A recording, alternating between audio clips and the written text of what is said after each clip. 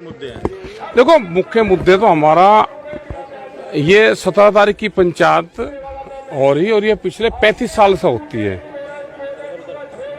तो ये तो किसान यूनियन की 14 से है, ये तो मना नहीं पड़े। आज तो मनाते रहेंगे, आते रहे लोग, क्योंकि इस दिन ये रहता है कि हमेशा टिकैत साहब भी यहीं मिलते थे। अब नरेश जी हम तो 17 तारीख को सब मिलते हैं। जो किसी को आना है कि 17 तारीख को सिसोली चलेंगे तो आपस में सब लोग मिल जाते हैं पदाधिकारी। और क्योंकि चुनाव का मामला चल रहा तो ज़्यादा भीड़ हमने बुलाई नहीं थी, क्योंकि कोई ज़्यादा बड़े इशू भी नहीं थे। तो रूटीन में जो चीज़ें हैं, जो लोग हैं रूटीन, उस पर कमेटी नहीं बनी अभी।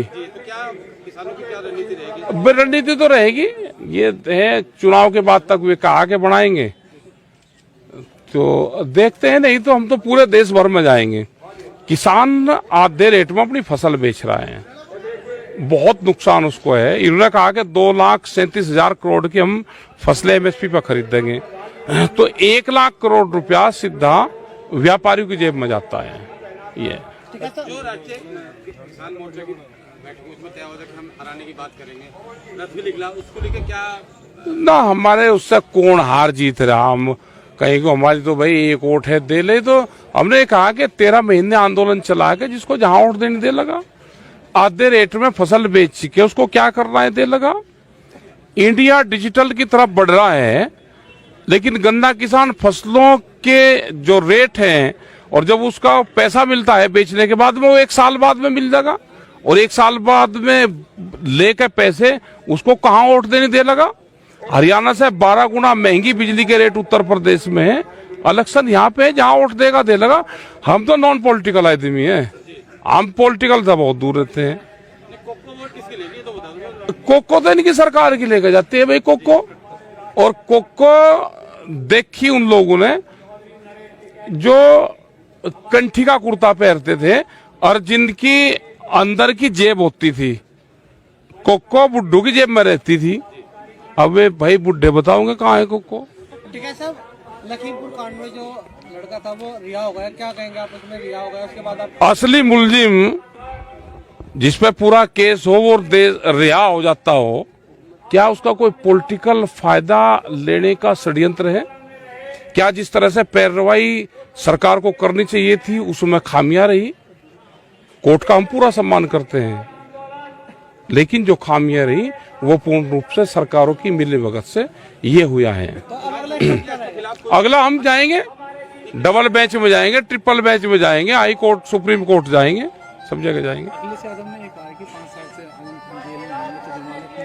हाँ नहीं, ठीक कहा उसने भाई। वो तो बात तो एक आधी वो ठीक कह रहे हैं, अगलेज भी ठीक है बात, तो एक आधी बात तो ठीक है। लखीमपुर कांड में सरकार को पहले हाई अपर कोर्ट जाना चाहिए था। क्या लगता है कि वो सरकार क्यों वो कागज पत्रों में भी उसमें वो रखी है और सरकार गई ही नहीं।